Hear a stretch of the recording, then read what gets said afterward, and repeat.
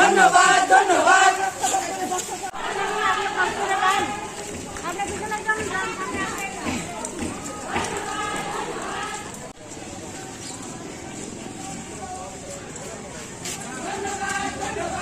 আমাদের রাজ্যে যেদিন থেকে সরকার প্রতিষ্ঠিত হয়েছে, রাজ্যের মহিলাদের সুরক্ষার প্রশ্ন হোক বা মহিলাদের ক্ষমতায়নের প্রশ্ন হোক, প্রত্যেক দিক থেকে আমরা দেখে এসেছি যে সরকার কোন দিশাতে কাজ করেছে।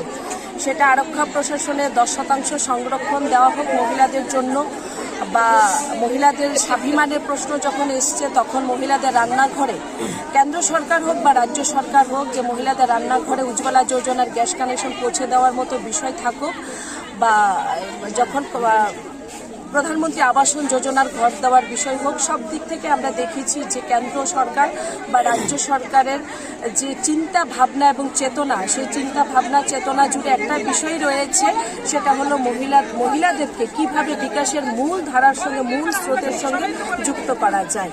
কিছুদিন আগে রাজ্যের মাননীয় মুখ্যমন্ত্রী একটি যুগান্তকারী সিদ্ধান্ত উনি দিয়েছেন যে রাজ্যে যে যতগুলো রেশন শপ, যে ন্যায্য মূল্যের দোকান আছে, সেগুলো মহিলাদের, বিশেষ করে মহিলাদের দ্বারা যেন পরিচালিত হয়, সে ব্যবস্থাটুকু উনি করে দিয়েছেন। প্রায় 408টির উপর রেশন শপ, সেটা মহিলা এবং দিব্যাঙ্গদের জন্য দেওয়ার সিদ্ধান্ত উনি দিয়েছেন। এই সিদ্ধান্ত শুধুমাত্র মহিলাদেরকে যে ক্ষমতায়ন দিয়েছেন সেটা আমি বলবো না, মহিলাদের যে সামাজিক যে প্রতিষ্ঠা, এই সিদ্ধান্তের ফলে এই সামাজিক প্রতিষ্ঠাকে উনি অনেক বেশি বৃদ্ধি করে দিয়েছেন, যার জন্য আজকে মহিলা মোর্চার এই র্যালি। এবং এই মহিলা মোর্চার র্যালির অগ্রভাগ থেকে শেষ ভাগ পর্যন্ত একটা জিনিসই থাকবে যে রাজ্যের মাননীয় মুখ্যমন্ত্রী, তোমার জানাই এত বড় একটি যুগান্তকারী সিদ্ধান্তের জন্য তোমাকে জানাই আমরা ধন্যবাদ এবং ধন্যবাদ। দেখুন